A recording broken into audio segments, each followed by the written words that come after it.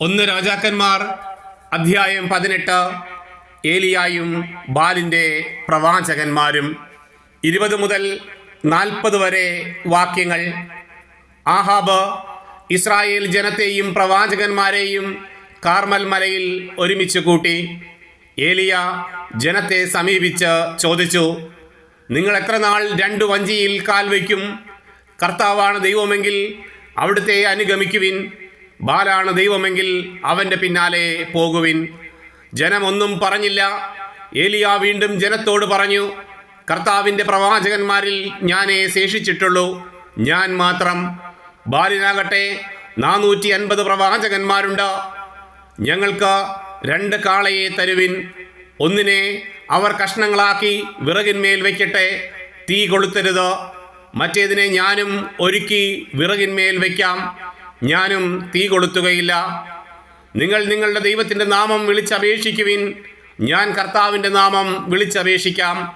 അഗ്നി അയച്ച് പ്രാർത്ഥന കേൾക്കുന്ന ദൈവമായിരിക്കും യഥാർത്ഥ ദൈവം.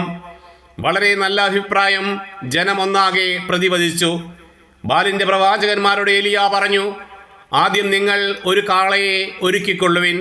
നിങ്ങൾ അനേകം പേരുണ്ടല്ലോ, നിങ്ങളുടെ ദേവനെ വിളിച്ചപേക്ഷിക്കുവിൻ, എന്നാൽ തീ കൊളുത്തരുത്. അവർ കാളയെ ഒരുക്കി പ്രഭാതം മുതൽ മധ്യാഹ്നം വരെ, ബാൽദേവ ഞങ്ങളുടെ അപേക്ഷ കേൾക്കണമേ എന്ന് വിളിച്ചപേക്ഷിച്ചു. പ്രതികരണമുണ്ടായില്ല, ആരും ഉത്തരവും നൽകിയില്ല. ബലിപീഠത്തിന് ചുറ്റും അവർ ഉറഞ്ഞു തുള്ളിക്കൊണ്ടിരുന്നു.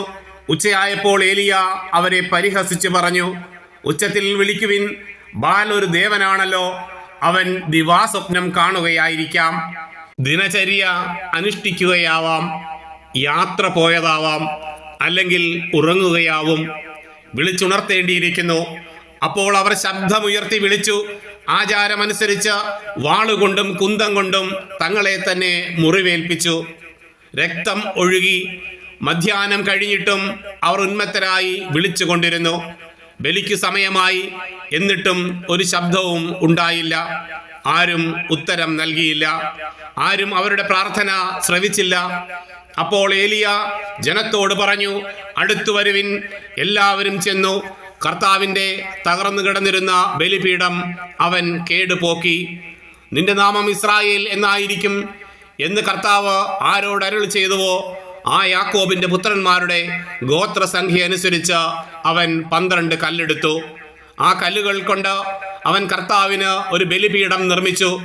അതിനു ചുറ്റും 2 അളവ് വിത്ത് കൊള്ളുന്ന ഒരു ചാലുണ്ടാക്കി. അവൻ വിറക് അടുക്കി കാളയെ കഷ്ണങ്ങളാക്കി അതിന്മേൽ വെച്ചു. അവൻ പറഞ്ഞു, 4 കുടം വെള്ളം ദഹനബലി വസ്തുവിലും വിറകിലും ഒഴിക്കുവിൻ.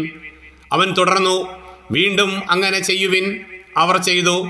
അവൻ വീണ്ടും പറഞ്ഞു, 3-ാം പ്രാവശ്യവും അങ്ങനെ ചെയ്യുവിൻ. അവർ അങ്ങനെ ചെയ്തു.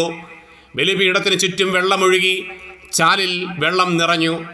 ദഹനബലിയുടെ സമയമായപ്പോൾ ഏലിയ പ്രവാചകൻ അടുത്തു വന്ന് പ്രാർത്ഥിച്ചു, അബ്രഹാത്തിൻ്റെയും ഇസഹാക്കിൻ്റെയും ഇസ്രായേലിൻ്റെയും ദൈവമായ കർത്താവേ, അങ്ങ് ഇസ്രായേലിൻ്റെ ദൈവമാണെന്നും ഞാൻ അങ്ങയുടെ ദാസനാണെന്നും അങ്ങയുടെ കൽപ്പന അനുസരിച്ചാണ് ഞാൻ ഇത് ചെയ്തതെന്നും അങ്ങ് ഇന്ന് വെളിപ്പെടുത്തണമേ. കർത്താവേ, എൻ്റെ പ്രാർത്ഥന കേൾക്കണമേ. അങ്ങ് മാത്രമാണ് ദൈവമെന്നും അങ്ങ് ഇവരുടെ ഹൃദയങ്ങളെ തിരിച്ചു വിളിക്കുന്നെന്നും അവർ അറിയുന്നതിന് എൻ്റെ പ്രാർത്ഥന കേൾക്കണമേ. ഉടനെ കർത്താവിൽ നിന്ന് അഗ്നി ഇറങ്ങി ബലിവസ്തുവും വിറകും കല്ലും മണ്ണും ദഹിപ്പിക്കുകയും ചാലിലെ വെള്ളം വറ്റിക്കുകയും ചെയ്തു.